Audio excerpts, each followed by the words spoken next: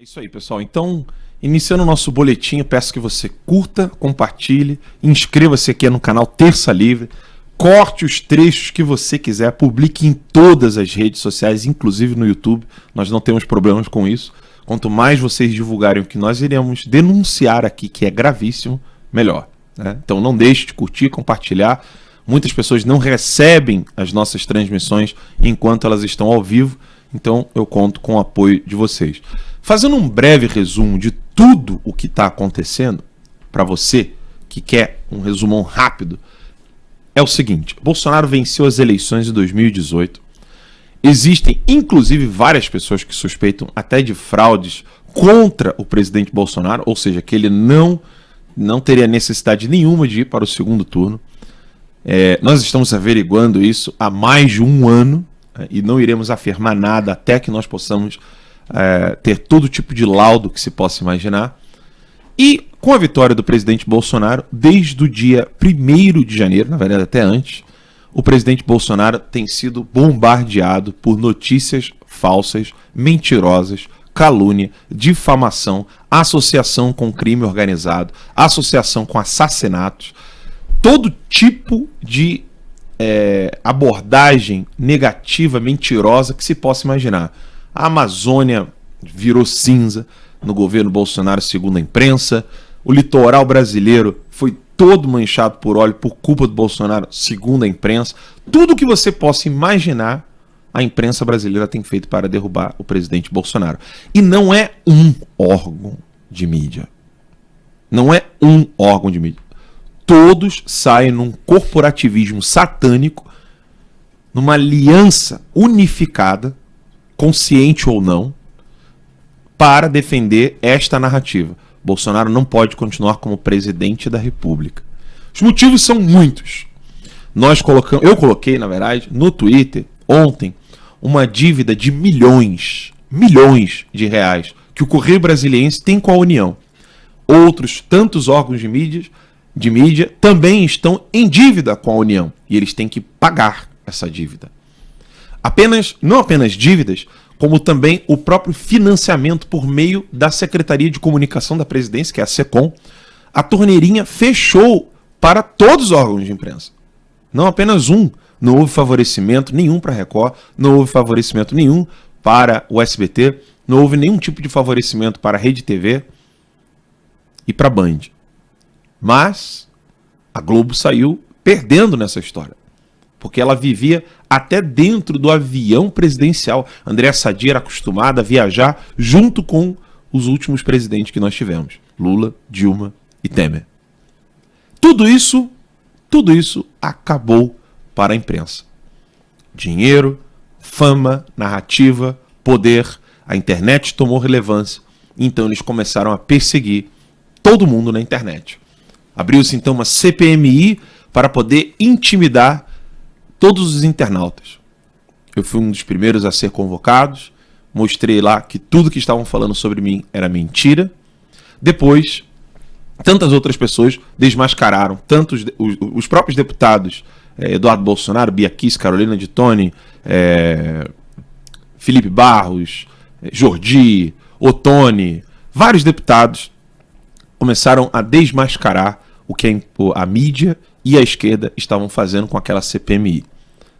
Não satisfeitos, ontem o Rui Falcão do PT, o mesmo que me convocou, também convocou o Hans River, né, que é o rapaz lá do Rio de Janeiro, que foi convocado para dar explicações à empresa Yacons, acho que é assim que se pronuncia, né?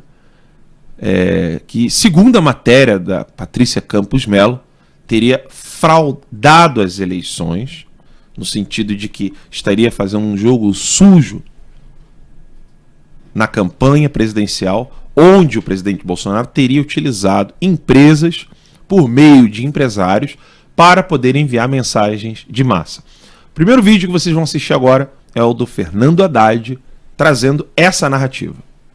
Olha, Clóvis, hoje saiu uma denúncia muito importante no jornal Folha de São Paulo, que é o maior jornal do país.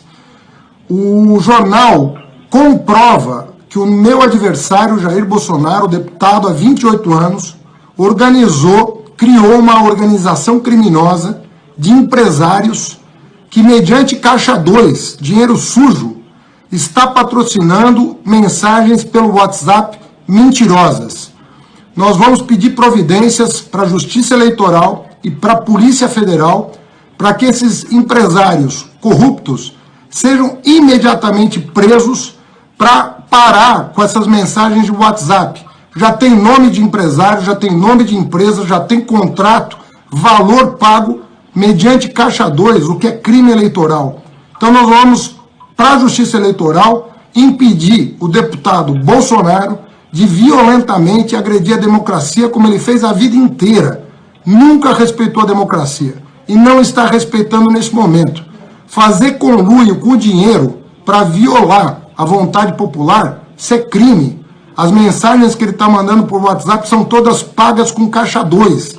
E ele vai ter que responder por isso. Ele que foge dos debates não vai poder fugir da justiça. Vejam bem, isso aí ocorreu em 2018, ainda durante a campanha eleitoral. E o Haddad fala algo que é verdadeiro em seus trechos, em favorecimento de si, em detrimento do presidente Bolsonaro. Acontece que o que ele está dizendo é verdade. Isso é grave, isso é um atentado à democracia brasileira, só que não é o Bolsonaro que está fazendo isso. É o PT. Todos nós estamos vendo isso. O que você achou desse áudio do Haddad, Fernando? Primeiro de tudo, assim, a gente tem que saber fazer a abordagem correta para que não percamos o foco. A gente está num momento muito sério, mas muito sério mesmo. Se você pega o vídeo do Haddad e pega o pronunciamento dele, você vai ver, inclusive, ele falando o seguinte: essas mensagens foram pagas, obviamente tem um dinheiro envolvido. De onde veio esse dinheiro? Aí ele tem duas acusações que ele faz. Uma, Caixa 2, dinheiro de Caixa 2, porque ele queria atacar o Jair Bolsonaro, que naquele momento, eu lembro muito bem, estava convalescendo na cama do hospital. Então ele disse que o Bolsonaro estava fugindo dos debates porque estava no hospital, né? Na verdade, forçado, poderia estar em casa, estava no hospital. Denúncia número 2 que ele faz essas mensagens estão sendo pagas com o dinheiro de empresários e esses empresários devem ser presos imediatamente. É assim que um autoritarismo de esquerda funciona. Vocês não tenham dúvida. Se fosse a esquerda no poder, neste momento nós estaríamos vendo empresários serem presos sem processo. Você tem noção do que o Haddad está falando? Esses empresários precisam ser presos imediatamente. Como que você prende alguém sem processo? Põe uma prisão preventiva, põe uma coercitiva, pega esses caras, põe na cadeia imediatamente. É isso que o PT faria. A gente tem que ver o seguinte, pessoal. O que aconteceu ontem não é que ficou desmentido que houve envio de mensagens, abuso de poder econômico, abuso do poder da propaganda durante a eleição de 2018. Ficou tudo provado que foi uma grande farsa. Pelo amor de Deus, não caia nessa. Não foi isso que aconteceu ontem, foi o absoluto contrário. O que aconteceu ontem é que ficou provado que toda a acusação do Haddad com relação à existência de uma tentativa de manipulação da democracia brasileira é real. Se você analisar tudo que foi falado ontem pelo Hans River, você sintetiza tudo em 2 pontos importantes. O principal deles, houve fraude na campanha presidencial de 2018. Esse é o ponto número 1. Isso foi um fato do testemunho do Hans River ontem. Fato número 2, autoria do crime. Esses 2 fatos são os fatos imprescindíveis de serem analisados por nós hoje. Teve fraude e a autoria da fraude é quem? É o vídeo do próprio Hans River respondendo ao Rui Falcão. Foi você, foi o PT que me pagou, foi o PT que me trouxe aqui, foi o PT que acabou com a minha vida. Então, pessoal, nós temos que focar nesse ponto, porque o que nós estamos vendo hoje é, mais uma vez, quem gosta de história do Brasil, quem gosta de ler sobre a história do Brasil, tempo do Império, transição para a República, você sabe, todas as eleições presidenciais no Brasil você tem fraude de diversos tipos. Abuso do poder econômico, abuso da propaganda, manipulação de voto, manipulação de cédula em papel, agora nós temos a manipulação dos votos eletrônicos. Eleição no Brasil sempre tem fraude. Agora, nós temos hoje um sistema de fraude sendo denunciado ao vivo com provas. E aí a gente vai passar mais à frente, nós vamos avançar aqui nesse ponto, nós vamos falar sobre a matéria que a jornalista e a Folha de São Paulo fizeram para tentar desmentir o Hans River. E se você pegar essa matéria, ela é mais um compêndio de novas fraudes, aumentando todo esse bolo de mentiras em que eles se meteram. Eu só peço a todos vocês que estão aí, compartilhem o link dessa transmissão, a gente vai falar muito sobre aqui, e não deixe de descambar para o ridículo. O que nós estamos vendo aqui é uma tentativa de manipulação do poder do maior país da América Latina. Vamos ao